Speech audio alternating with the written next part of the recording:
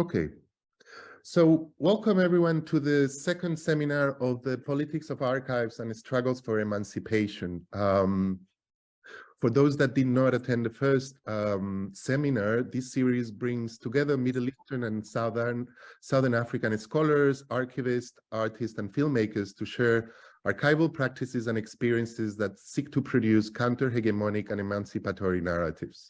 This online initiative is the more visible facade of a broader project on the politics of archives initiated by the Institut Français du Proche-Orient, WITS History Workshop, Birzeit University, the Institute for Palestine Studies, the Observatory of the Arab and Muslim Worlds, and IFA's research. Today's seminar focuses on the politics of film archives after liberation, particularly the ways films, as memory fragments and traces of history, can contribute to reproduce or unsettle past, but also to reimagine alternative futures.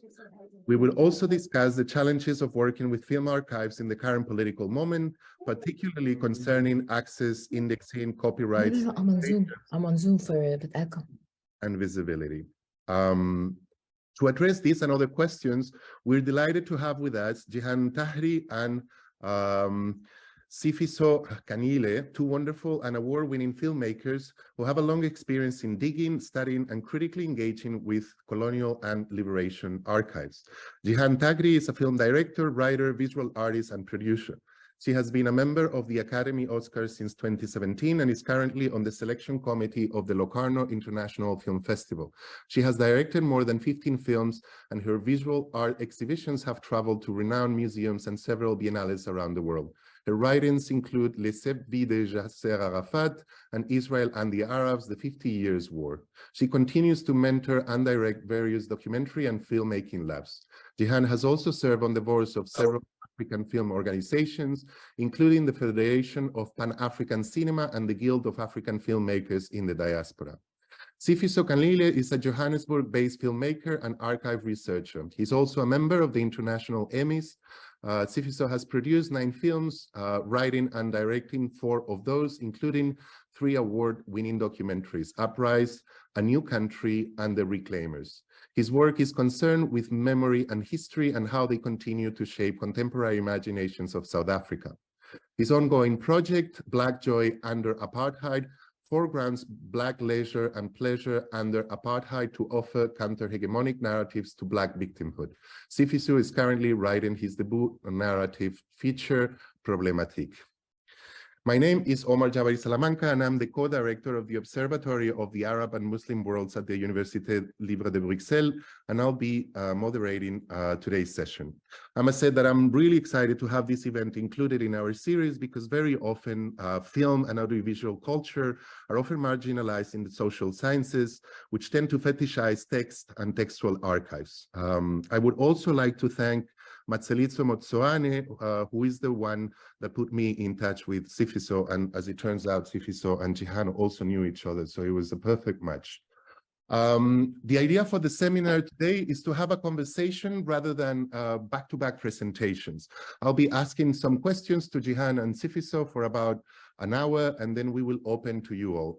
Meanwhile, I invite you to add questions in the chat box. Okay, so I would like to begin mentioning 2 recent controversies which involve the censorship of film archives. The first is related to the board of South Africa's Film and Publication Board, which recently ruled that Ousmane Sembène's seminal 1966 film Black Girl contained hate speech and was not fit for a screening during the Joburg Film Festival. A second and similar incident took place during the 15th edition of Documenta when an expert panel determined that an installation featured militant films of the Palestinian Revolution from the 1960s to the 1980s was anti-Semitic because Israel was portrayed in a one-sided negative way. So beyond these very reasons, the very reasons that were given to justify these acts of censorship, I was wondering why you think these or other film archives, for that matter, are so confronting and threatening in the current political moment. And maybe Jihan could get us started with the Documenta and Fair, and then we will move with Sifiso to hear more about the Joburg Festival. Jihan? First of all, thank you very much for having me, and thank you for all the participants and friends to be there. It's a very heavy question to start off with, because it sounds like a simple thing, but it goes to the very root of where the problematics lie. And very ironically, I found myself right in the heart of both of them, the two problematics you mentioned. I'll let Sifiso talk more about the Film and Publication Board, but I think the one thing I want to say about the Black girl censorship is the fact that, first of all, it had passed the Film and Publication Board previously, so it's a new change. And it was shown in the festival after all, but mainly because the person who could challenge that instruction had the political clout to do so. And I mention that because that is what we're actually dealing with. Who has the clout to further agendas or not? And in terms of Documenta, I think Documenta is a very, very important moment, because it's a moment where I think ourselves as artists were terrorized into auto-censorship. And I think when we talk about the missing image, it's one thing for archive and missing images that we try always to find, to dig for, to piece together, but auto-censorship is a real threat. And when you have an entire nation, like what happened in Documenta, terrorizing anybody who touches on this theme, it's a very critical turning point. And for the moment, it's mainly Germany, and it's less so elsewhere, but nobody is raising their voice. And I think the raising the voice and just even asking the questions is really important. Now, allow me to frame this in terms of censorship. Now, we can call it censorship, but it goes beyond censorship. It really is about the decision of what narratives are to be allowed and what narratives are not allowed, because censorship can be a one-off here and there. You allow this and you don't allow that. It's about something specific. But when an entire narrative is excluded and punished, then it becomes much more problematic. And where we as artists and where we as filmmakers can insert ourselves in this equation is very important. And I'll take the opportunity to give a very simple example from one of the films I made. I made a film called The House of Saud in 2003. And it really was more about how did we get to 9/11?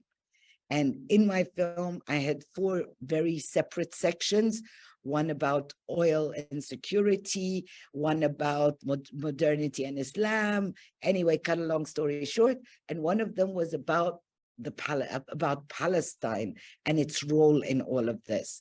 And so I make the film comes out on the BBC, and then its American version, they call me up and they've taken out from the entire film the Palestinian strand. So it wasn't like there was a section called Palestine. It was a strand that was weaved into the whole film. And it was a big fat fight, because technically you're not allowed to do that. But when you look at the fine print, yes, they were allowed to do that. Now, where does resistance come in, and how do you resist when such dominant and powerful institutions decide to censor a narrative in all its full trajectory? So I didn't really have an option, but I did go through the fine print, and I found out that yes, they're allowed to have final count, they're allowed to this, the stuff that I hadn't read in the fine print, but nowhere in their fine print did they say that I was obliged to give them the handles that are necessary for editing a clip. So I told them, fine, do what you want with the film. So they chopped it all up. And once they chopped it all up, they came back and say, okay, we need the handles of the images to re-edit. I said, there's nowhere in the fine print that says you need it. Sorry, I'm not giving it. And this battle went on for 1.5 years. And they say, but you have to give it. And I say, no, you can't cut it, and say no. So this battle, that space of that battle became on this grain of sand where you can actually stop the machine, okay? And finally they said, okay, after 1.5 years, they said, okay, let's talk. So, okay, let's talk. And I think that's the difference between the exclusion of an entire narrative and the ability to have a space to negotiate it, and censorship as such, whereas Black Girl and the film board just deciding no, out, is a different thing, is a censorship thing. Thanks, Johan. Sifiso, you want to jump in there? Yes, for sure. Also want to say thank you, Omar, for having me here today. And I, thought the Film Publications Board in South Africa, I mean, the censorship of Black Girl was ludicrous. Ludicrous in twofold. And I think the one way speaks to, I guess, South Africa's general collective amnesia.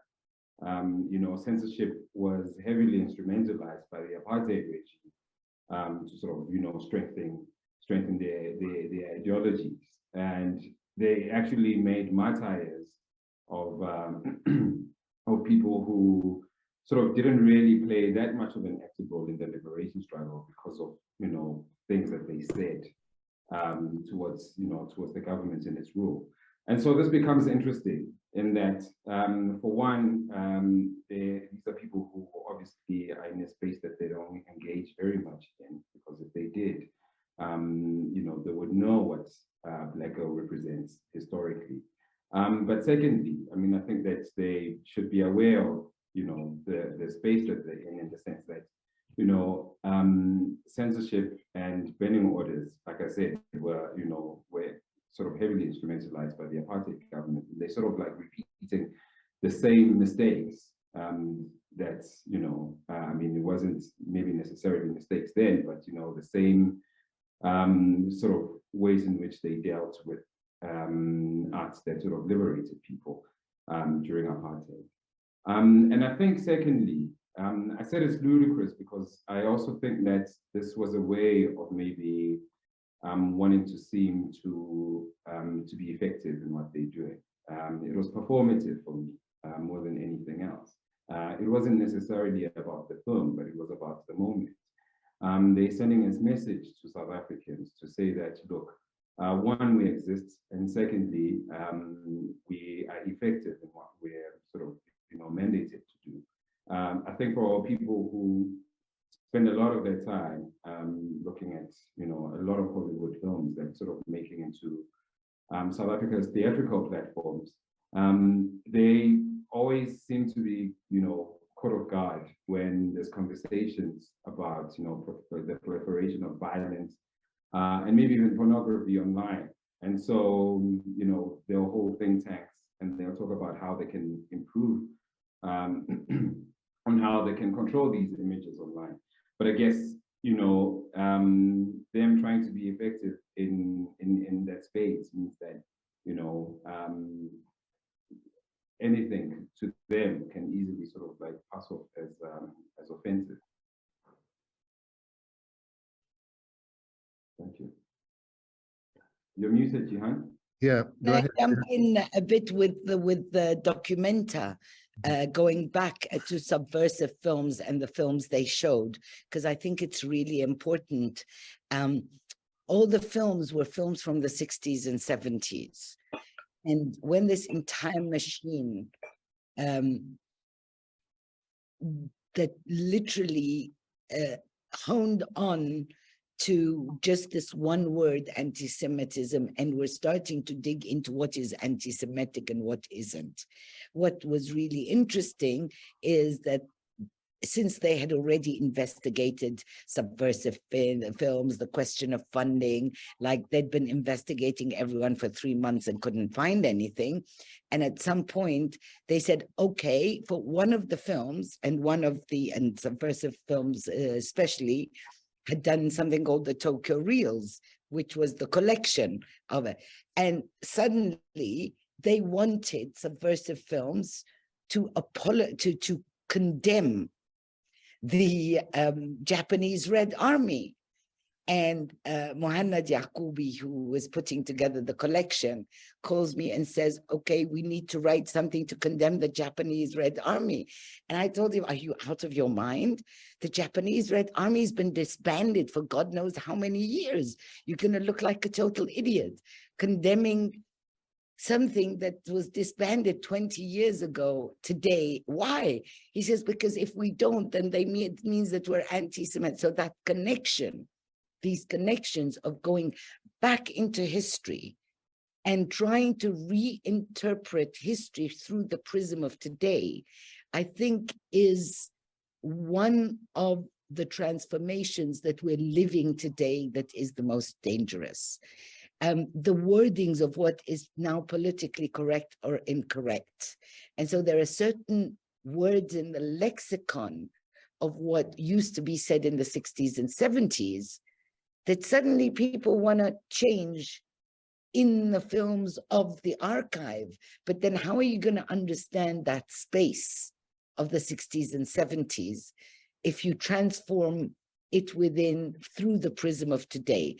And so I just thought that the idea of censorship goes beyond the narrative, beyond the actual stopping, but also in the use of wording and how that would, because in my work, one of the things I'm starting to look at is thinking of the archives of the future.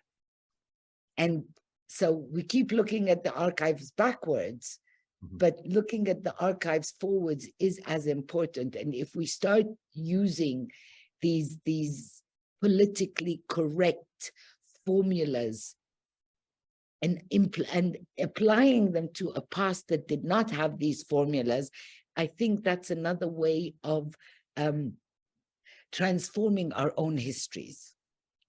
Mm-hmm. So what is it in those, so beyond the very politics of those two very distinct acts of censorship and events, whether the Joburg or the Documenta, what is it about these film archives? Maybe Sifiso, you can talk about the film Black Girl and what that film actually represents for African cinema and what that act of censorship implies. And maybe Jihan, you can also talk a little bit about those militant films and what is it, why are those films important? Why are those archives important? Okay, so Sifiso, maybe you would want to share the link, the Variety link I sent you for the group, because the contextualization of Black Girl in that article is quite interesting. Okay, I'm going to scroll to find, oh, okay, here it is. But just in answering your question, Omar, I think for me as a filmmaker, I mean, this is one of the sort of earliest examples of African cinema where, you feel like, when you're watching it, you feel like we had complete agency, where you feel like we could completely control the narratives. And in my work, I look at both newsreel archives and cinema archives, and I often talk about, the level of participation that, Africans sort of engaged in creating work. And I think there's a period just before that, and especially in South Africa, that deals a lot with what I often refer to as it was a period of like identity formation, where it was very aspirational, but it was sort of controlled by white institutions, white money. So, a lot of performance films And you can see from the images that, the miserly, it's quite miserly, that's the word that I was looking for. That, it's not by people who are fully in control of the content that they're creating or that is created. And you often see this in the credits as well. So you get to Black Girl, and I think you get to a period that is, profound for African cinema, because I think for the first time you can see us on our own terms, basically creating a narrative that we own. And I think that throughout his profession, Ousmane Sembène was excellent at this, and so for me, this, this is why this film is important to me.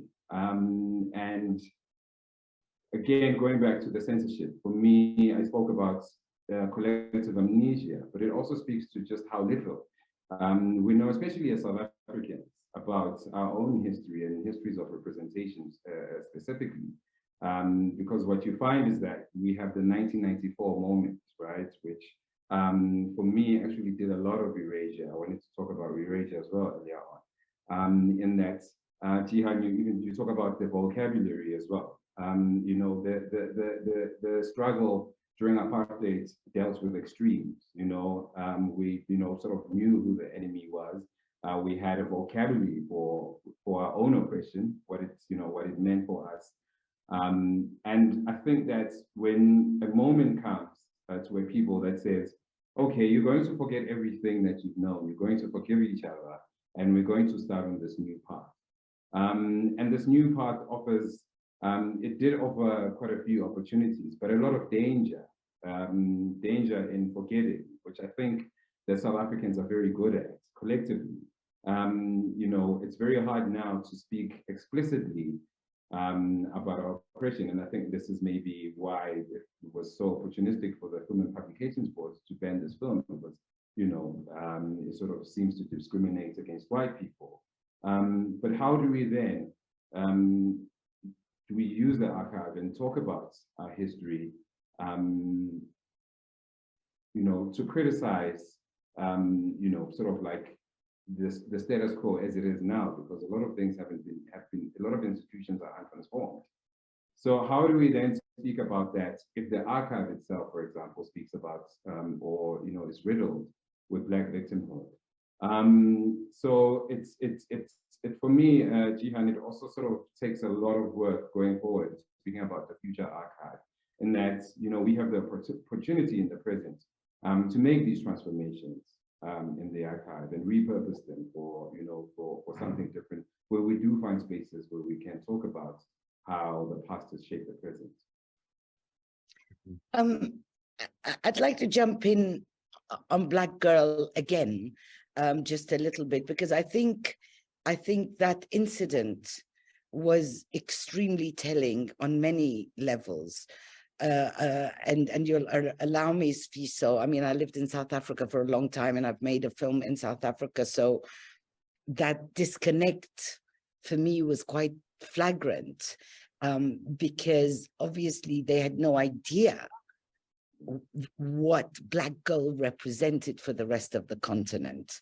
And at the same time, the South African desire to be some kind of role model or lead in the African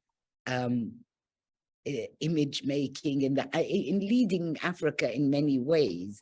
And that disconnect between South Africa and the rest of the continent was flagrant with the issue of Black Girl, because what was Black Girl? Black Girl was absolutely, comes out in 1966. This is 3 years after the independence of Algeria. And it's in Cannes, and despite the touchiness, despite all of it, it's in Cannes.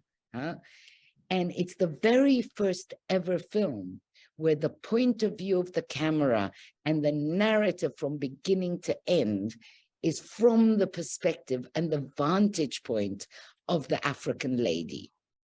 And so it's a seminal film in the transformation of the point of view in cinema. So just cinematically speaking, and blocking it is not just about watching the film. How do you teach it at universities? What are film students in South Africa going to learn as the first moment of this transformation, and done very elegantly through a very cinematic format?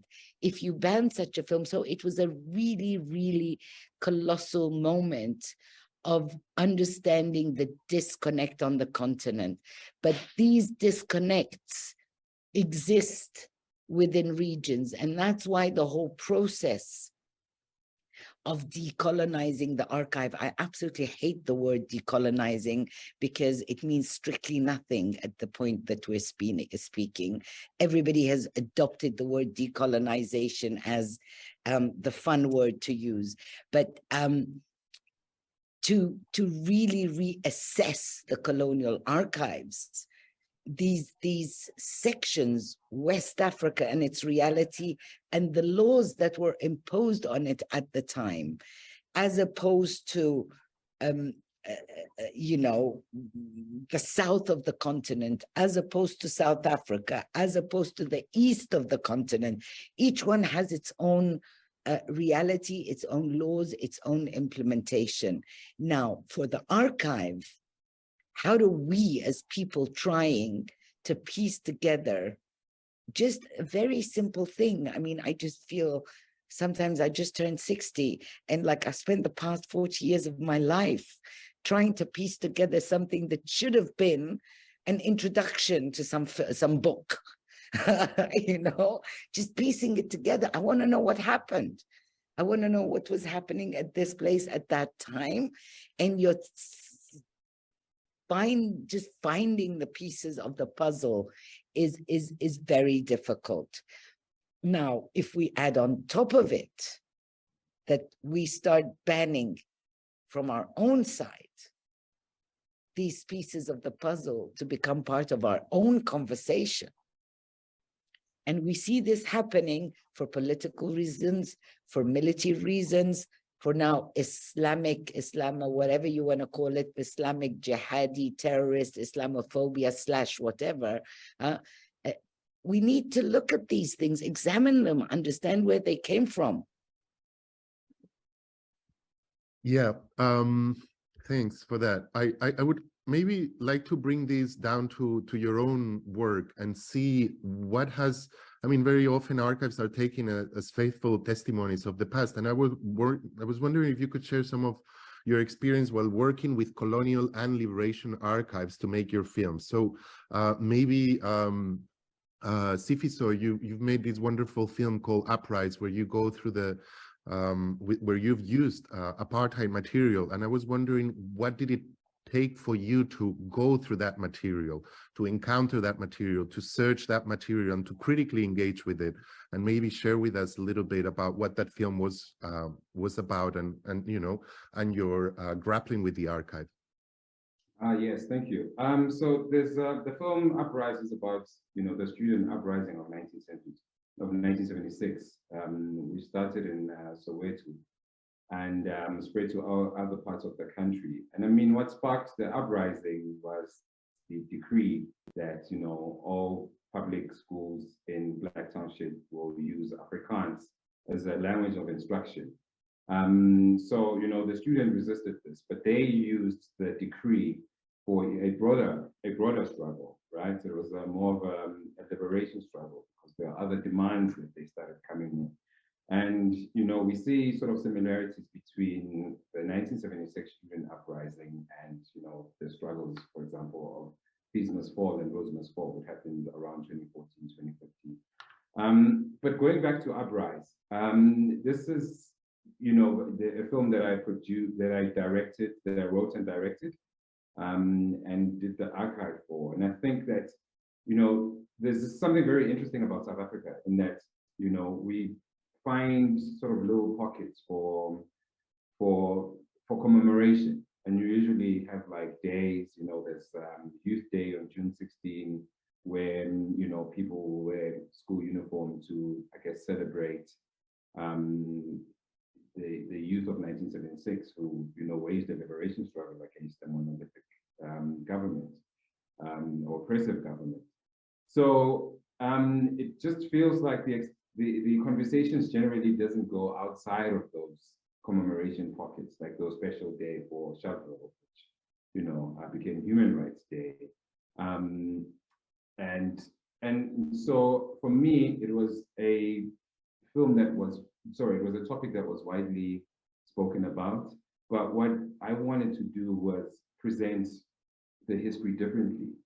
But also in speaking about hegemonies, what we've seen from the ruling party in South Africa is co-opting other people's struggles or maybe narratives and owning them to form part of the agenda. And so what was clear to me, which I think was vague to a lot of people, and what became clear to me in my research, is how much of the struggle was the struggle of the Black consciousness movement, and not sort of a nebulous Black liberation struggle. It's not part of the ANC, it's not part of the Pan-Africanist Congress, the PAC, but specifically, you sort of emerges from the Black consciousness movement. So that was the one thing. I think that was kind of like a very important narrative for me to run throughout the film, to remind people that, where the struggle was coming from.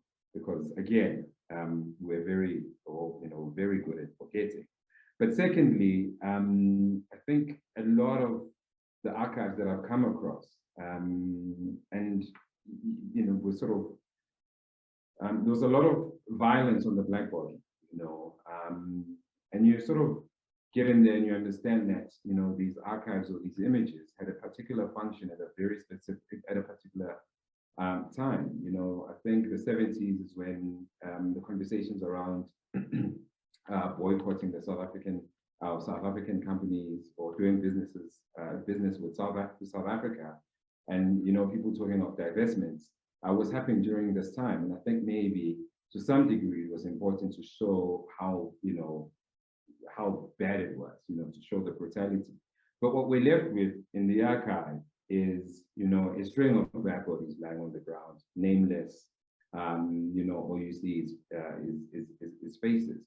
And I think that there was also a lot of conversation about apartheid fatigue. People saying, people who should be concerned about, apartheid and its effects on current South Africa were saying, young people especially, we have apartheid fatigue. We keep seeing these films about apartheid, and we are trying to move on.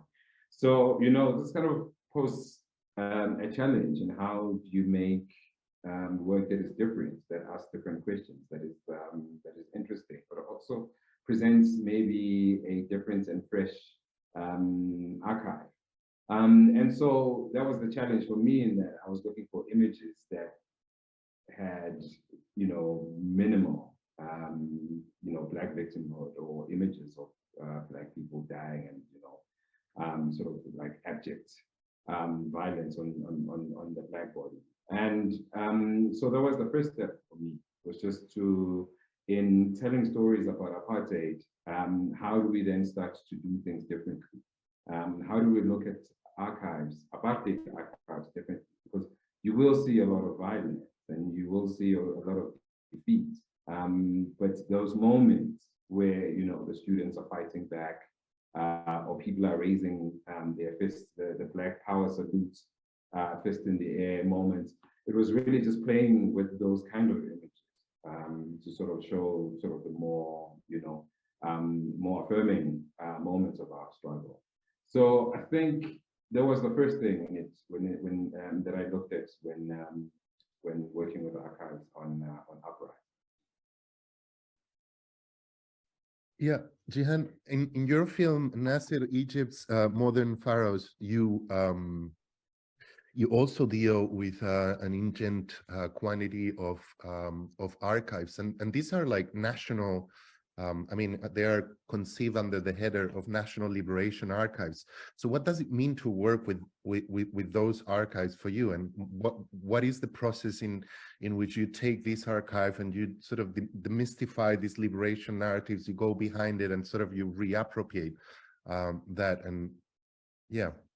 Yeah, well, I mean, it's saying a bit too much to say it was National Archive, because I literally had to gather this from the photographers who were there, the kids that were there, stuff that, so it really was archaeology more than access to the National Archive, because you do not get access to the National Archive categorically. So, I mean, and I think that's something we'll probably talk about later, because the erasures that Sfisa was talking about are not just about the erasures of memory, they're also our own erasures.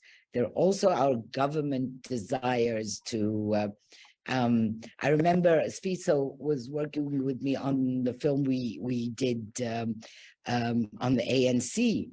And one of the things we were discussing this when I was in South Africa last week, that I kept trying to figure out, what is it that is blocking the system?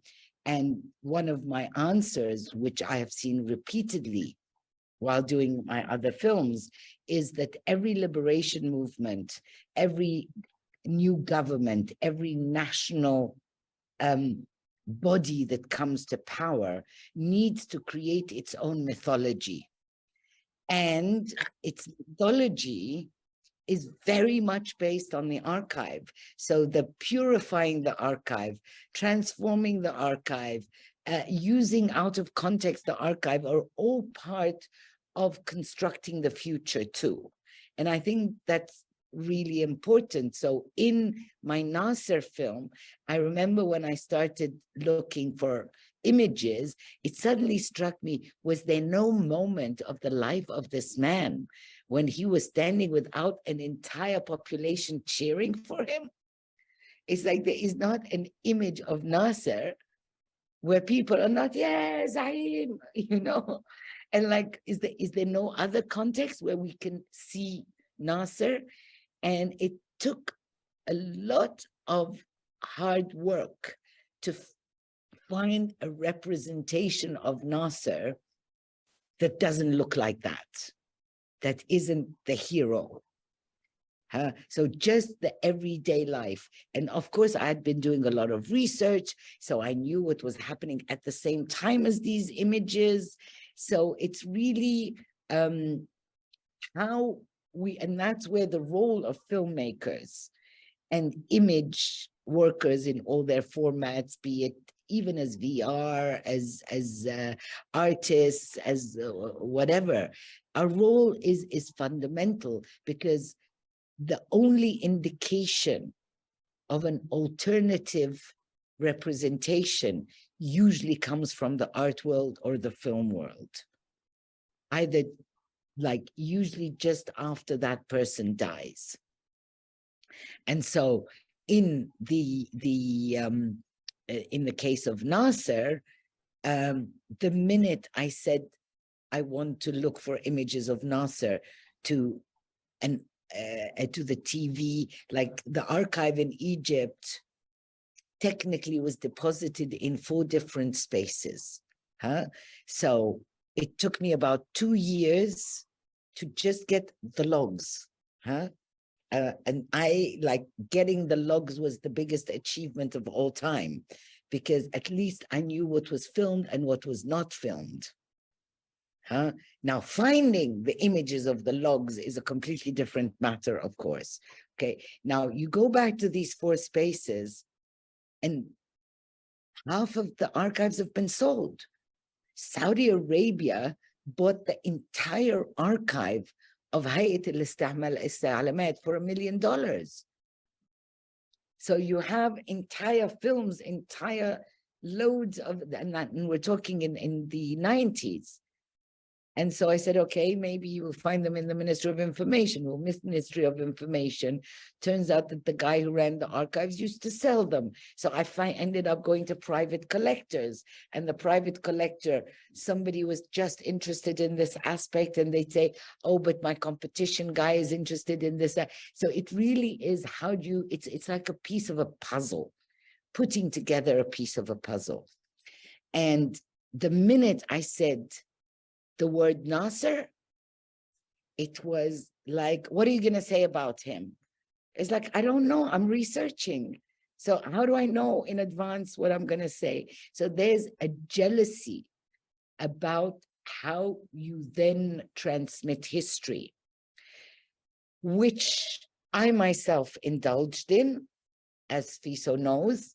I had a big issue when I was doing my South Africa film of how to deal with Mandela, whom I had interviewed, but who, according to my research and according to everything that was in the film, a big issue of what happened later was Mandela's absence, Mandela not willing to intervene in getting some feuds sorted. And so my decision was to exclude Mandela from my film, because that was the only way I could talk about an icon without breaking it. Because I don't want to be the person who starts breaking an icon and it's going to live there forever. No, I can't do that, especially that on our continent, we need icons. We don't have that many. So it's important to find languages to try and at least leave the crumbs for future generations to follow. And it would be easier in the future for them to look into the past. And that's what I think our work, Safiso and I, is about. We can come in the 2000s and look in 76 and break it down and ask questions that people would not be able to ask at the time. And so part of our duty as archive researchers and archive practitioners is also to leave crumbs of things that a trail of crumbs of things that we cannot deal with right now. I don't know if I can add to that, Omar. Yes, you can. I think what is very interesting and special about South Africa is that, when we often think about the archive, we usually, think about, images, films, or even, document texts. But we don't necessarily think about, architecture, for example, or spatial planning, how cities are designed, for example. And South Africa is interesting in the sense that, the apartheid spatial planning is still very much intact. You have the economic centers, which are the cities, and just outside of that, we have the suburbs, and not too far, we have what we call townships, which sort of functioned as labor reserves, where this is where the majority of Black people who could be close to the city or work in the city could, live, come into the city, work, and then leave in the evening. They used to have curfews.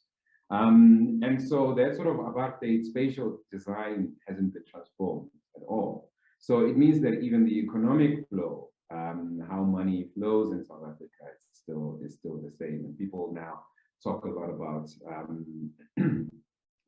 economic liberation, which is very interesting, because what it means is that as much as you can take people who are sort of, were called, referred to as formerly oppressed, into these new spaces, spaces that cannot take everyone.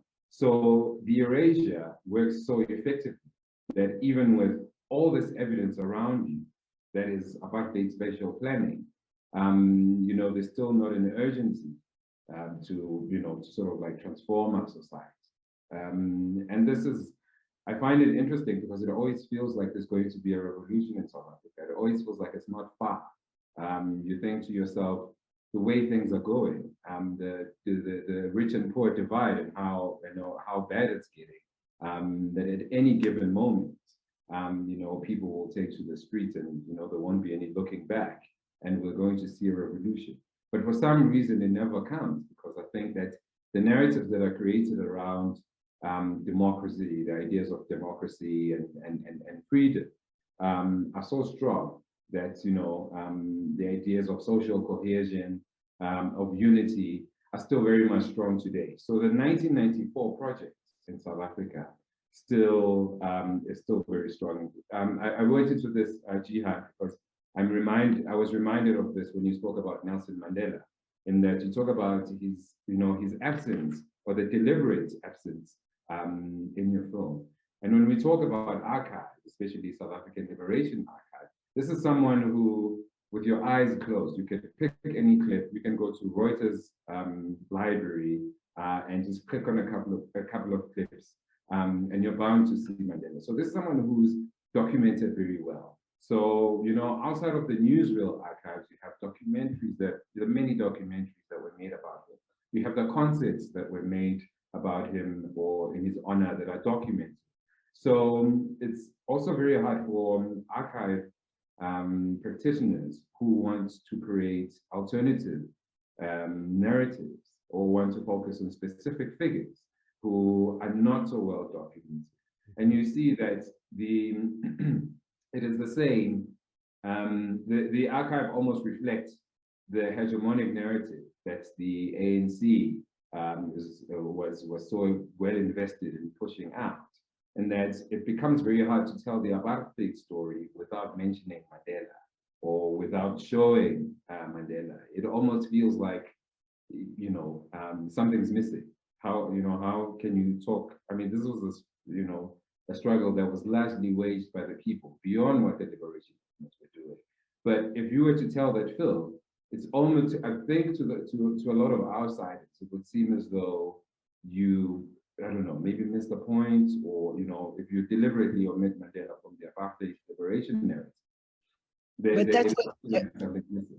I just wanted to apply this to FLN, apply this to Algeria, apply this to every single country, suddenly ends up with a single narrative and a single liberation movement, as though the others never existed.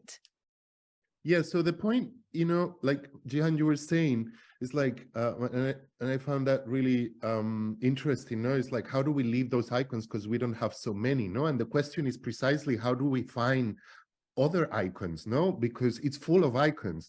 We just don't, haven't been able, because, particularly in colonial contexts where all the archives have been dismembered, destroyed, dispersed in the ways that you were saying, they are closed. So how do we go about finding those alternative histories that, still remain in the margins, whether there are figures that are, neglected, women or collectives or parties or unions, etc. And so how do we go about that? I found one very recently that blew my mind away. I'm a big fan of music and especially electronic music. Not only, but also.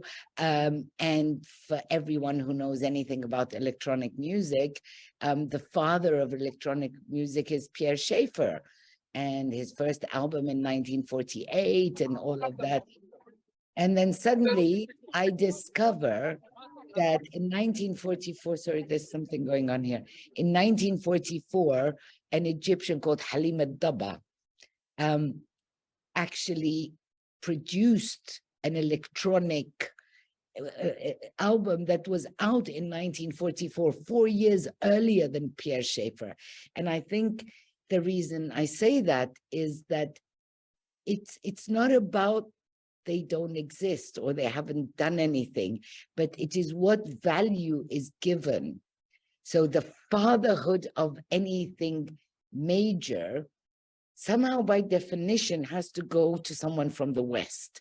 The fact that 4 years earlier, that exact same format and that exact same kind of genre of creation came out on almost on the same label is dismissible. So how do we, it's not just about how do we find these people, it's how do we give these people or these ideas or these collectives the space? How do we give them the space? Because it's not, the problem is not finding them. Right now, I'm here in Burkina Faso, we're working on a film with a young Senegalese guy about the commander of the northern region in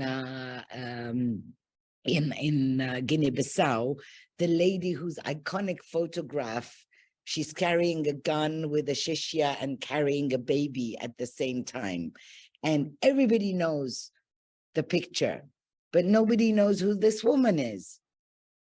And he had to spend months and months until he found out the exact, so it's how do we give the space and give them their due, actually, not even construct a narrative.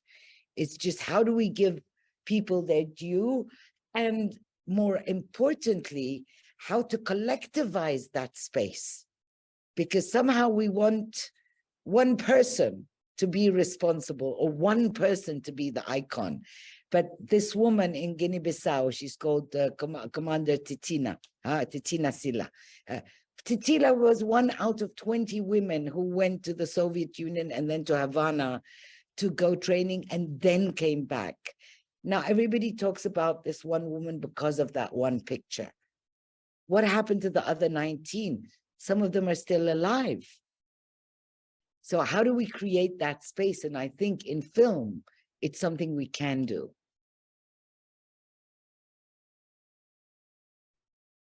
What's interesting about that image, sorry, Jihan, is that I don't know if you are aware, but it's it was circulating on social media for the longest time. I think maybe even close to about 18 months, where people were sharing it and saying that it was a woman whose name I forgot now, a South African woman who fought in the ANC's Umkhonto weSizwe, which is the liberation wing of the ANC.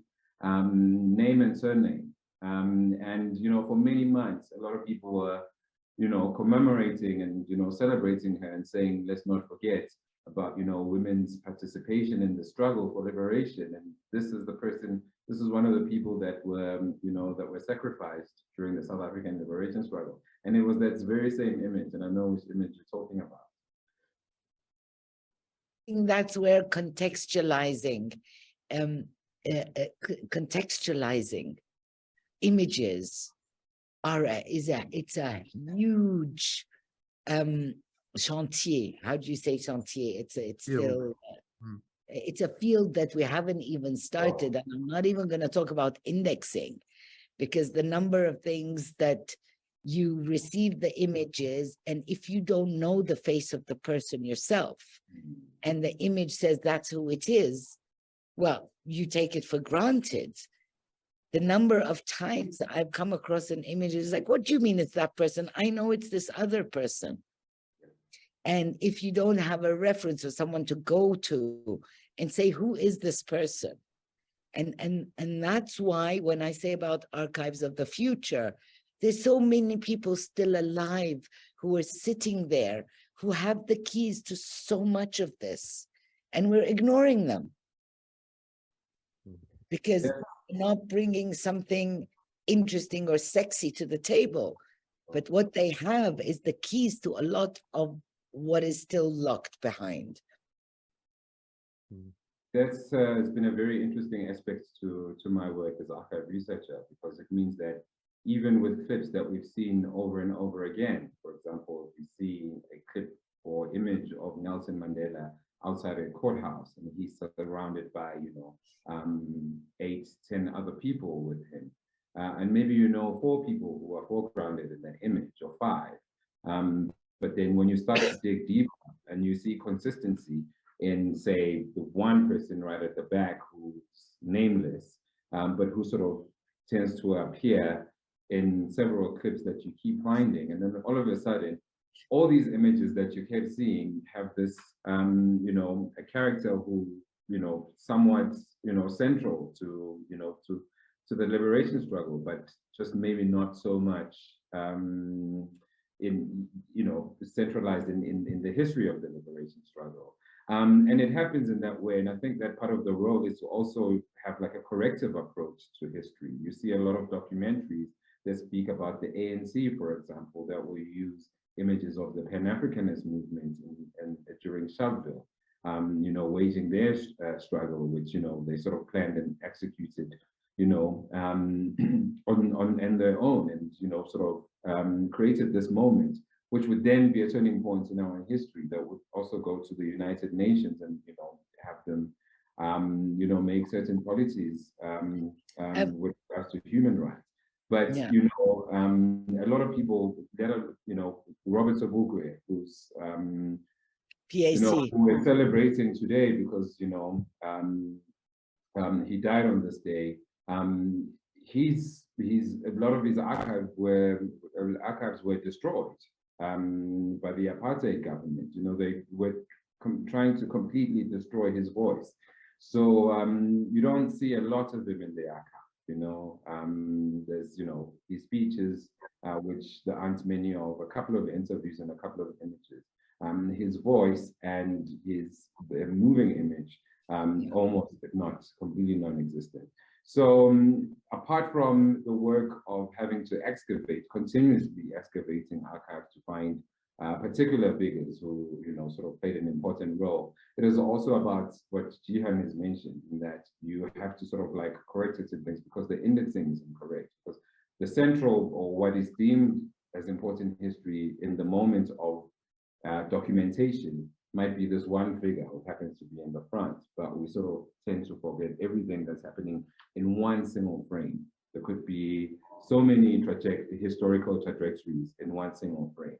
And I think a lot of people don't necessarily engage with that, but there's a responsibility, I think, for the archive researcher to ask as many questions as they can, but like every single frame they come across in the archives, say, what conditions produced this? Who are the people involved, and for what end? And who are the people who were involved? And that. And I think when you ask the deeper questions, sort of, the bigger plot starts to reveal itself, and you realize that there's a lot that sort of has now entered into the space of myth that might not be necessarily so. And I mean, I use that one image that you referred to earlier on. But there are other examples like that where you have a lot of images that have been sort of appropriated to represent something else. At the risk of offending a lot of you academics sitting around, I'm going to take that risk anyway. I think the whole academic structure of footnoting and bibliography and referencing, because if it's not footnoted, bibliographized, and referenced, then it doesn't exist. That is one of the biggest blockages to alternative narratives, because when nothing has been written in a book that is published and has a reference number and the rest of it, then it doesn't exist. And I think of my Cuba film, Cuba's African Odyssey, as a good example of this, because it was by complete accident. I'd read everything written about it. I'd done like my homework proper, and everything was saying the same narrative. And I find one piece of paper that says something that just doesn't make sense. How can this have happened at the same time as that? So I start following it, and I get to the point where I'm not going to get into the details, but I go to the guy who used to run the African department in the KGB, and I'm asking him about Che in the Congo and the rest of it. And after a moment of silence, he eventually says, well, we didn't know. I was like, what do you mean you didn't know? He said, we didn't know that Che was in the Congo.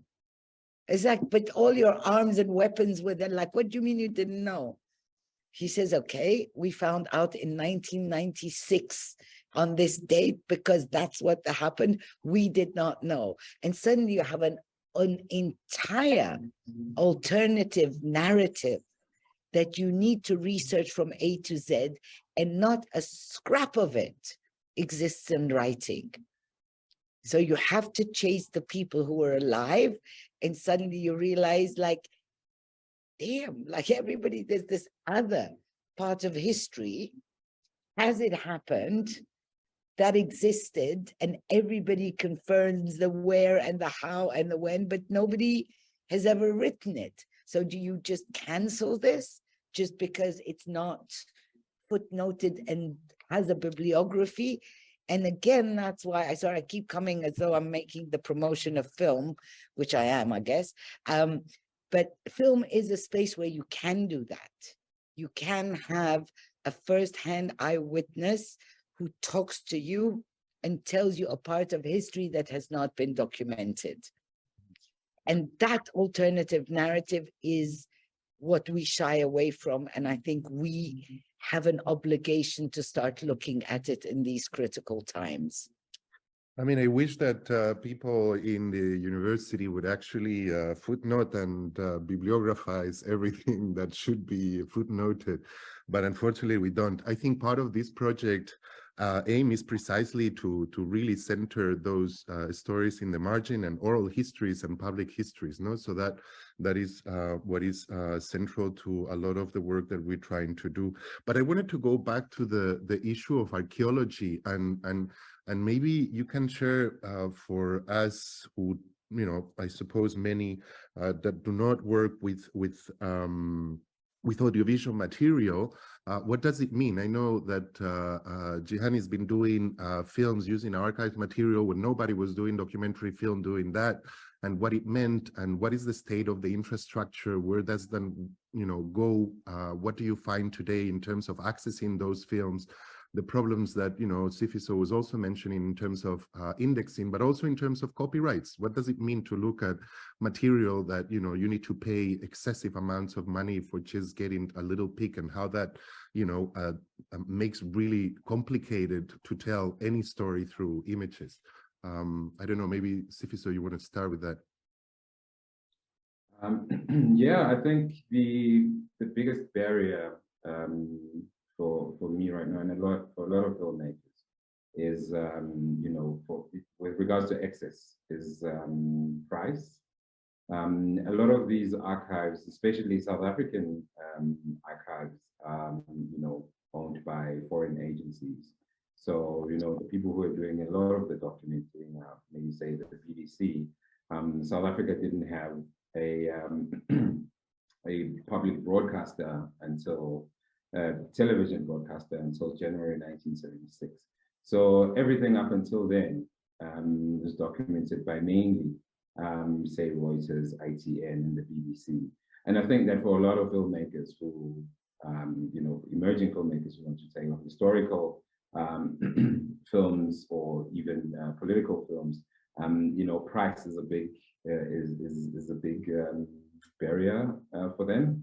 And also some of the things that we sort of mentioned earlier on, that with the indexing being incorrect, it means that, you know, for a lot of filmmakers or writers, we continuously see the same sort of material on screen, because a lot of these, you know, clips that are sort of, there's a lot of laziness as well. So, you know, a lot of these agencies will present you the same clips. If you give them a theme and say, these are the, you know, this is the topics, or you know, the subjects of the film, and generally they'll give you the things that are quite familiar. And so you, I guess, have the responsibility to dig in deeper. And I think for a lot of people, also just understanding the archive landscapes, the landscape from a rights point of view. What does it mean to use something commercially? What does it mean to use something for educational purposes? What is it that you can get away with? You know, what is fair use? What counts as fair use? And I think that, you know, these sort of policies that are sort of drawn around copyrights around the archives and really, you know, sort of like communicated clearly and to, you know, to a lot of researchers who work with the archive. The other thing is also, you know, the materiality of the archive. You know, you do find stuff that's shot really well, and it maybe depends on who shot that material and for what use. So you might find that working with colonial archives, someone like me, for example, who will find, say, the BBC's African reels. A lot of them, would look, they shot on 35mm, they look great. And you might find one or two archives that fall outside of that, outside of the ethnographic, that aren't as polished, that, are hardly usable. And you have to think about how but that are special in content. And you have to think about how, how to incorporate those archives in the film. Jihan, you also wanted to invite you to talk, but also to mention perhaps something about that manifesto that circulated some time ago called Liberate the Image, a manifesto to restitute collective memory. And what is it that can be done in order to, get back those archives that belong to the people of the South and that now are behind paywalls? I think we're at a very interesting juncture, because we're at a period where talking archive is part of the mainstream. You're not just battling to say, oh, archive is important. People have recognized the importance of archive. So that adds a new nuance to it, which is careful, because even the idea of conservation and preservation, which is very important, but then the question is, who decides what we preserve and what we conserve? And why do we have to conserve and preserve everything? So all these are questions that are starting to be put on the table. Now, Liberate the Image manifesto came from a series of archive workshops that we started ages ago, and I'm part of several groupings. Most of us have been working with the archive for more than 20 to 25 years. So all of us were the ugly ducklings who had to twist the channel's arm to say the technical specs, because one of the issues of the archive is broadcasting had technical specs. And so if your archive didn't meet the technical spec, they couldn't broadcast the film. So we had to come up with all these ways and means to meet the technical specs or convince them to lower them. So there was a group, starting with the Black Audio Collective in London, in the 80s. So I've worked with John, with Kojo, with June Giovanni, Keith Sheary, all these people. We were like Amazons of the archive at the time, and nobody wanted to listen to us. Now, how this has changed, it has also entered the factor of be careful, it's becoming too popular. What is it we want out of it, I think is very key. Now, today, there are a lot of foundations, a lot of institutions that are throwing money into the conservation and preservation. We're not saying no. Hallelujah, thank God. But that is not the only item. How do we distinguish what is what? The mass of what needs to be done. How do we continue and gather people to work in the same direction than rather have these, what Edward Said used to call dukkanet, meaning little shops. How do we all work in the same direction to make this happen? Because if each one has his own little fund to do his own little thing, these will never connect or reconnect. So I think that's also part of our mission. Now, the complexity, I might have kind of lost the thread of what you were asking me, but I do think that we're at a critical moment, and Liberate the Image was about liberating the image. What does this image say? How do we appropriate it? To be perfectly honest, more and more nowadays, most of the colonial archives, I take out the sound. I don't want to know what they're saying. I'm going to appropriate this image because I know where it's happening. I know what time it was. I probably know what the context is, and I'm not going to let you tell me what this is. And we're going to appropriate it. We'll look at people, and I don't care. Because it's part of our reconstruction of a narrative. If I have to listen to another Belgian saying how long the nose is for you to be a Hutu or a Tutsi, we're going to be engaged in that narrative forever. Sorry, bye-bye, Rawah. Sorry. Anyway, don't we want to open this to... Yeah. Yeah, I just want to say it's something in closing, Jihan, that connects to what you're saying now. And I guess it speaks to, you know, the future of archives. And I guess the sort of like, I don't know, the sort of agency we can take in dealing with archives, right? And I've seen a lot more interesting conversations around how we can appropriate violence archives of, say, colonialism, maybe slavery, and even apartheid. And, you know, you spoke about John earlier on, and I'm assuming that you're speaking about John Akompra, you know, who sort of came up with the philosophy of montage. And he says that, you know, by taking, you know, one or two or more sort of archive images, you start to create something that sort of speaks differently to the imagination. And I think that we need to sort of allow ourselves to create new myths about who we are using the very archives, you know. And I think that, you know, it's the same conversation. I think the filmmaker, American filmmaker and visual artist, Arthur Javer, has something that he's sort of termed Black visual intonation. And it's usually just like a collection of archives and, you know, creating little pieces which are usually very provocative, but they sort of somehow, you know, are taken out of their original context to create something new about Black people, mainly in the United States, you know.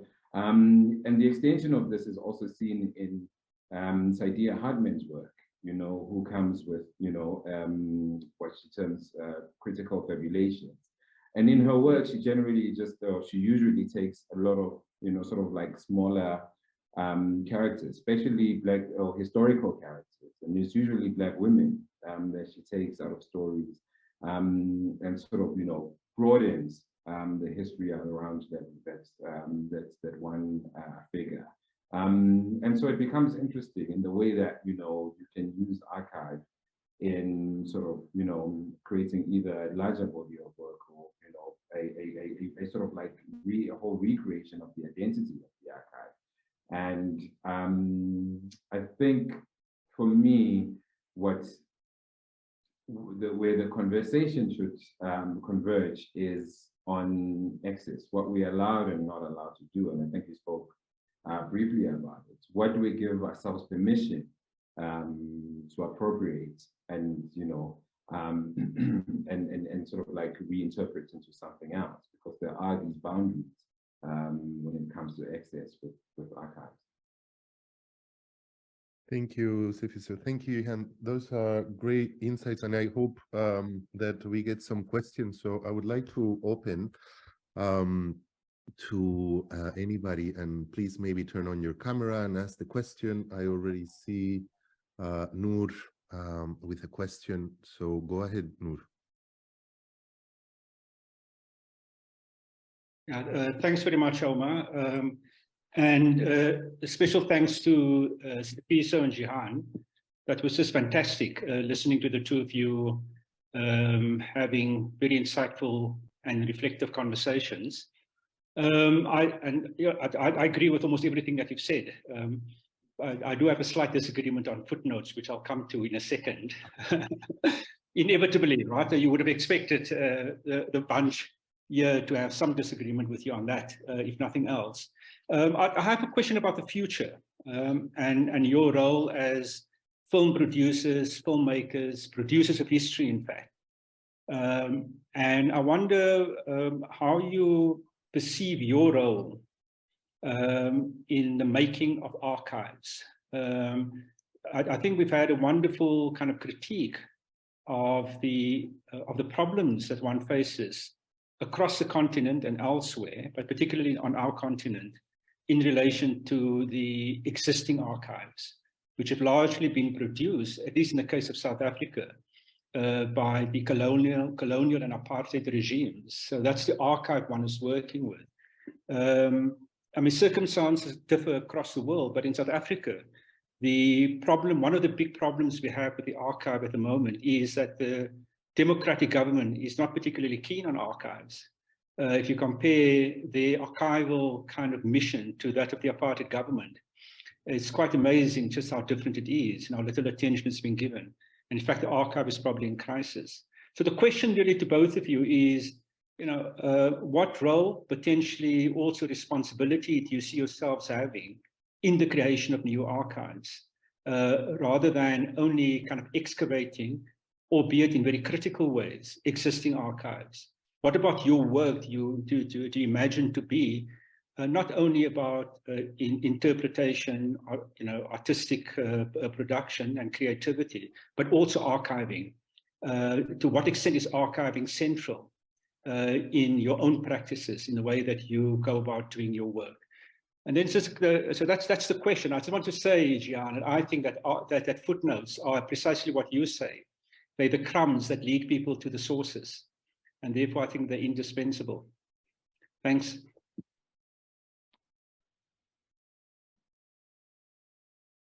Are there any other questions? And we can take maybe another question to, I see Jihan. Yes. Yes, hello, Jihan. Hello, everybody. I would like to go on the manipulation or the practice of the archives and the difference between the practice or the manipulation of the archives with the filmmakers that you are, and you have given us a wonderful expose of your experience with the archives. And when Jihan Tahri, you say that you cut the sound because the sound it doesn't interest you, and you reappropriate the archives. And I think here is a slight difference between a historian who will take the archive or the visual archives with all the elements that are in the archives in terms to analyze it and to write it. So I want to reflect with you on this practice of the archives, and the practice of the archives with each discipline, and if we are now mixing all this discipline and working to a future where filmmakers became historian maybe become filmmakers, and to take off all the boundaries that exist between those two words, between arts and science. Thank you again. Okay, so I think we lost. I'm back. And she's back. Okay, sorry. Yeah, I'm back on my phone, so I don't know how this works exactly, but we'll. Voila. Okay, it's working for now. We had a question, Jihan Sphere. You might want to ask that question again in brief, because Jihan was missing, if you don't mind. Yes, it was about the manipulation and the apprehension of the archives between the artist and the historian, scientist, sociologist, etc. And when you said that you cut off the sound of the movie, of the film of archives that you hear, I had, as a historian, even if it's been said already about the narratives, etc. The sound is very interesting for a historian. Absolutely. And I was like asking the question for the future, because you talked about the future. If the boundaries between arts and science, between historians and between filmmakers is going to disappear, and historians will become filmmakers and filmmakers will become historians, could it be like that? Could we like just blow the methodology? Yeah, I think it's already the case. Some historians are, I don't know why this is doing this, but never mind. I think historians are, lots of them are filmmakers and vice versa. And this whole wanting to peg people in one specific corner is disappearing. It's disappearing with the technology, it's disappearing with the multidiscipline. But let me go backwards and say that the space I'm coming from is that every time you touch an archive and use it in any format, you yourself are creating a new archive. So once you are doing that, the question for me is, what is it now that you are creating a new archive based on the old? Based on a reflection or a critique or a going along with or whatever you choose. But the minute you touch it and put it in a different context, in a different time, for a different audience, then you're creating something new. So I do believe that the role of the artist, the filmmaker, is absolutely fundamental in the collective memory of something. Now, the sound, of course, even at least out of curiosity, you're going to listen to it. But allowing it to be the sacredness of the archive, which is a phase I went through, I won't deny it. My first phase early on when I was looking for archive was a phase of archaeology and sacredness. You find a piece of footage and you think that you've added to the history of the world something that had been lost forever. But then you get to the point where you tell yourself, well, hold on a minute. Why was this bit filmed that day and not what was happening next door? And so Spiso talks about Saidiya Hartman, and everybody refers to Saidiya Hartman about critical fabulations. Now, I find it as interesting, her concept of silencing the image, not just the missing image, the silencing of images. So our government choice to send out a film crew to film this event rather than the demonstration that was actually happening means that in the archive, what is it you're going to find? You're going to find the event and not the demonstration. So I think that bridge between the different disciplines and how we can piece together an idea, part of it is about appropriation. And as an artist and as a filmmaker, I have the space for individual appropriation. I am not claiming that I'm a historian. And that's where it's good. Because a historian has a sacredness also. So I guess I'm coming a bit out of the space of we need to desacralize all of this in order to interpret it, in order to wrap our heads around it. We haven't even gotten that far.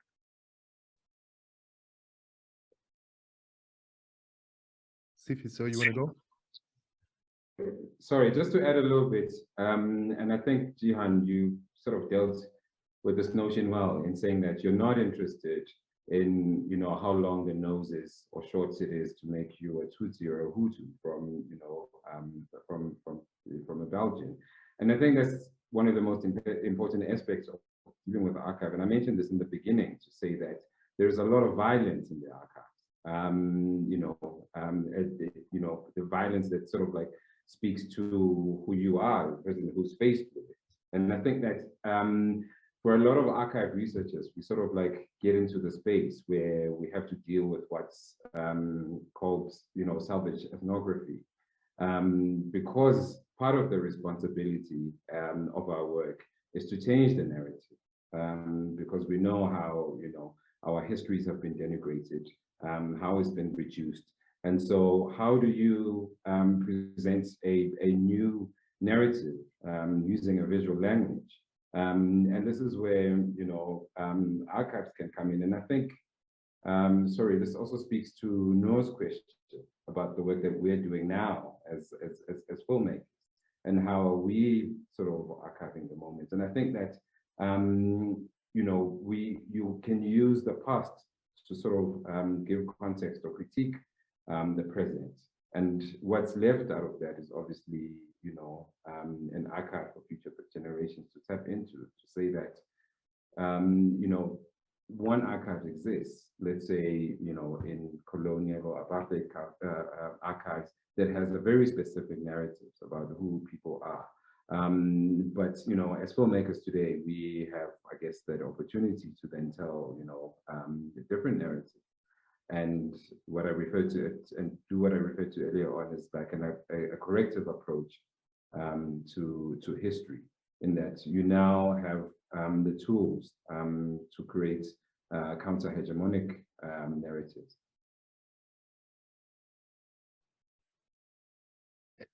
Thanks. Marcelito, did you have a question you wanted to ask? Hi, everyone. Yeah, I feel like a lot of my questions were already kind of addressed in the discussion, but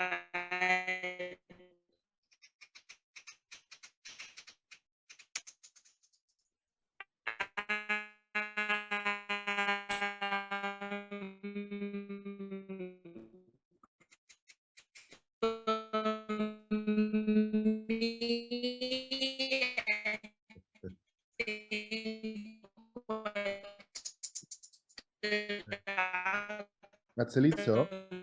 most, well, some of the things that stood out was the colonial archives, and Cecil could kind of touch on how one is historically, you know, used to. Yes, can you hear? Yeah. Hi. No, yeah, you completely went metal voice. So if you can repose your question, that'd be lovely. Okay. My question is around the agency of people that were captured in colonial archives or colonial film archives, and I'm curious about how a filmmaker and an archival practitioner encounters that with a medium that was historically used to kind of oppress in a way and observe from a particular lens. And I was wondering if both Jihan and Sifiso could speak a little bit about, you know, how they encounter that in the archives that they've worked with.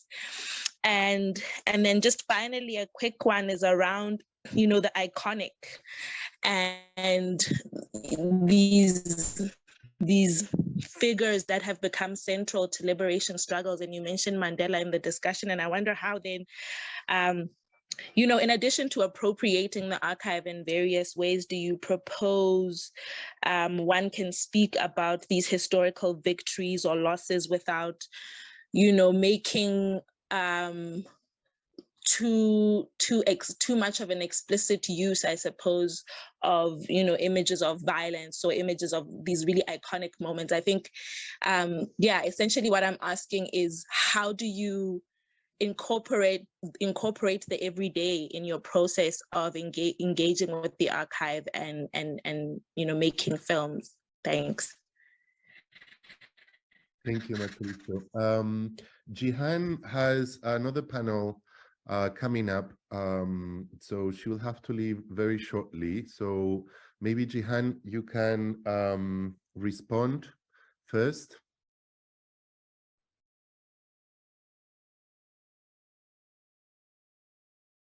Okay, so maybe you want to go and give.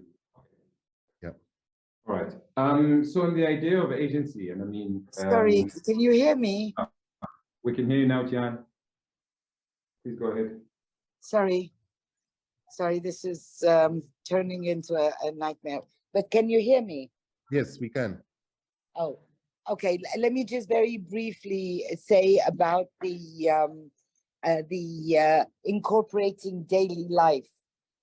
I think daily, Sifiso mentioned architecture as an element. I think it's a very important thing to remember, because our spatiality is something that is very ignored.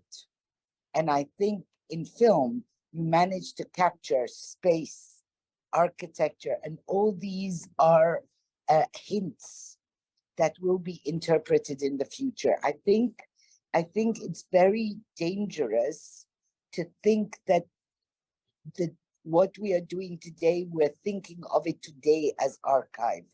But archiving the future is about being conscious that what it is we leave behind needs to be contextualized, needs to be indexed, needs to be to know who's in these images, what it is. So I think it adds an additional obligation onto those who make images, especially at a time where we are flooded with images. Don't forget TikTok. TikTok could become our narrative. And we know, and selfies.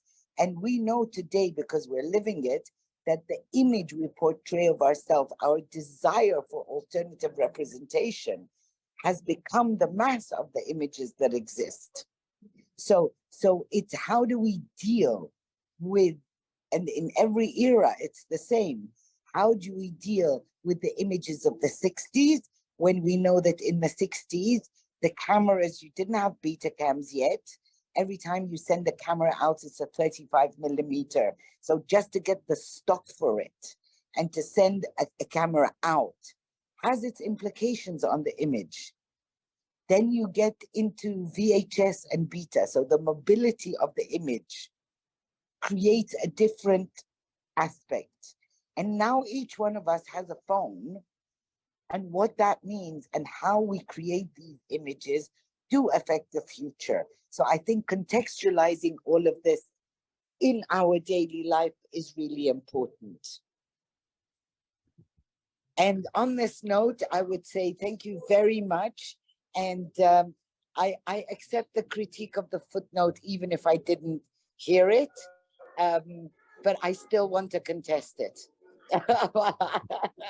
Thank you very much, Omar. Thank you, Spiso. Thank you, everybody there. And sorry, I have to jump off board for a minute. Thank you. Yeah, thank you so much. Sifiso. Yeah, so on the question of agency, this is something that I've started sort of like consciously engaging because I realized that there's limitations to, to how, Native, or in my context, Black South Africans participated in the creation of the archives. And I think what is clear when you spend time with a lot of archives is that both in, the sort of film cinema space, and again, in sort of like the documentary or even newsreel space, is that the archives are the same depending on, or largely the same depending on the period that they were made and the outcomes or what they were created for. So you will move from, a lot of sort of like ethnographic film in the turn of the century, where, we're literally sort of portrayed as savages. So if there is a narrative, it will be about, the savagehood of the people that you're seeing on screen. And it sort of moves, right? It changes to a point where you see a little bit more Black participation. But like I said earlier on, this Black participation is minstrelly. It's sort of still kind of like reductionist because it doesn't talk about the conditions of the people. So if you go into the 50s, in South African archives, both, it is more about, the identity formations of the time, what people were listening to, sort of like what they were dressing, their interest in sport and in boxing. And you find this sort of across the board, this is the archives that you'll see if you sort of like look at the South African cinema from that time, late 40s, 50s, you'll see Zonk, you'll see African Gem. These are largely sort of like films that were largely produced by white filmmakers who saw an opportunity to tell Black stories for Black audiences. But, they say nothing about the conditions of the people on screen. So you realize that every era that you deal with, there is something that happens. There's a sort of like a magic that happens where if you spend enough time, the subjects in those in those archives, there are moments where they sort of kind of speak back, you know, and it could be just a brief moment where they look straight into camera. And what that moment says to you is, a lot of the time, is that, you know, with everything that's happening here, there's a level of discomfort with being captured on screen. And you realize that, you know, maybe there may have been limits to their participation. And I think that's, I engage with this consciously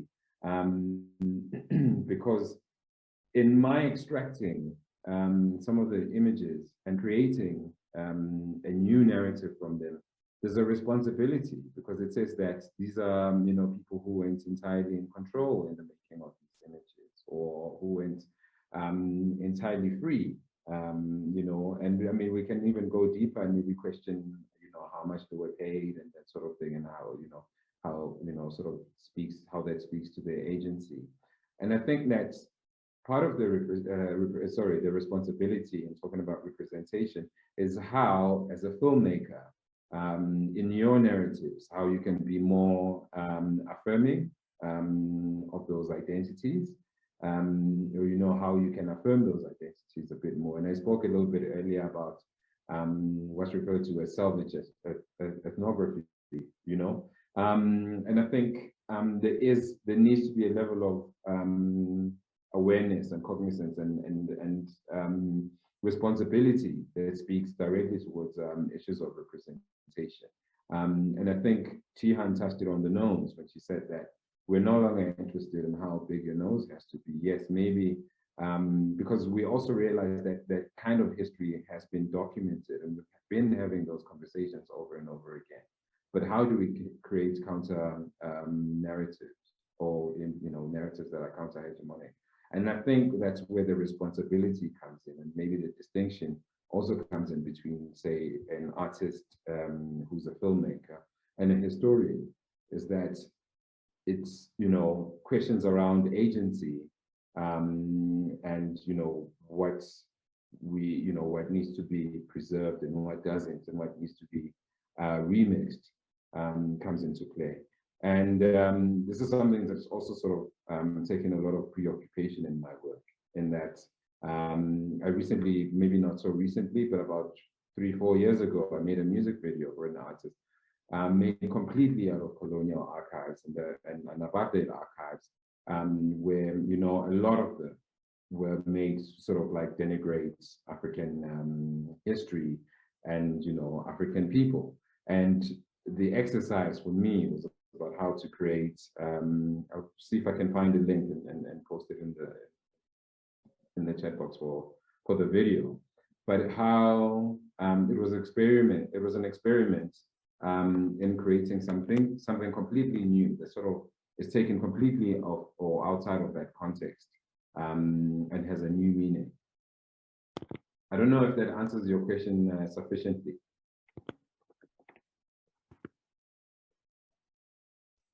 Yes, perfect. Thank you. Somebody else has questions you would like to ask?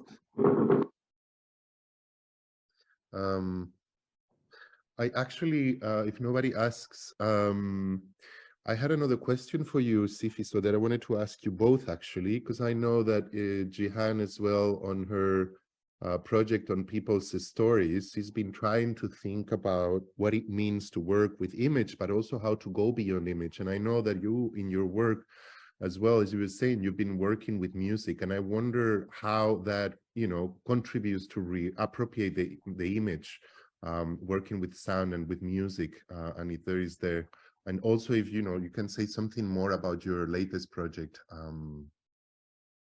latest film, feature film. Okay, all right. So yeah, I think what's interesting also is, you know, I think music generally adds like a completely different reading of the aesthetics of the film. And what I found in my work also is that, you know, when it comes to sound in a film, it's generally very easier now, and I think it's the influence of classical music, to go towards sort of like, you know, strings, to sort of portray or maybe invoke the feeling of sort of like, the deeper emotions, nostalgia, longing, and that's, that kind of thing. And if you're dealing with danger, you bring in sort of like the percussive sound, the drum. So I think to some level, over time, certain sounds have gone on to represent specific kinds of feelings in cinema, and I find it very interesting when I see African films that have a lot of strings, for example, where you hear a lot of violins, or maybe even, hear a lot of like the piano. And I wonder about, that kind of sort of like, sonic representation of those moments, and whether or not the characters who are being portrayed in that moment, and their feelings could be interpreted as what the film sort of is aiming to do. And I think the interesting thing for me about going into music is really trying to find or move closer to the authenticity of like the moments you see on screen with music, and what, and what it feels like. I think that what's offered us with the films emerging out of West Africa in the 60s and 70s by Joburg and Ousmane Sembène, and maybe, Suleiman Sisse, is that, the authenticity of those moments were not necessarily just about like the characters, what they were saying, what they were critiquing, and sort of like the messaging of the film. A lot of the film sort of like dealt with the post-colonial condition, which, was sort of, an overriding narrative throughout, a lot of countries that were going through liberation at the time in the 60s. But what we do see in those films or experience is a complete sort of breakaway from sort of like the aesthetic constructs of how, I think a lot of the world had understood cinema to be up until that point. In that they feel, there's you kind of like, also feel the authenticity with as far as the music is concerned in the film. And yeah, so I sort of kind of found this interesting, and I find that South Africa, for example, and South Africa's cinema, it's kind of a cinema that's very much concerned with the urban, with the urban environment. And I feel like there's also, we've had a lot of missed opportunities to sort of define our own cinema voice, or our own cinematic language, because it's kind of, it's continuously responding to this idea of what it means to be free. And so I think it's also, continuously evolving as well. So it's kind of very hard to pin down a South African sort of like cinema voice, whereas, the films of the 60s and 70s that emerged from West Africa are sort of canonical. You can watch one film and you can tell without knowing the filmmaker or the country it was made. You can say, oh, this is, this is the West African 70s. So I think it becomes really important to sort of ask questions around that, around identities, or sonic identities in film, how we sort of like represent ourselves through sound. Thanks so much, Sifiso. So I'm not sure there are more questions out there. I don't see any hands, but I think that was just fantastic. Thank you so much for sharing all of that, and I really look forward to maybe meet you here in Belgium or over there in South Africa.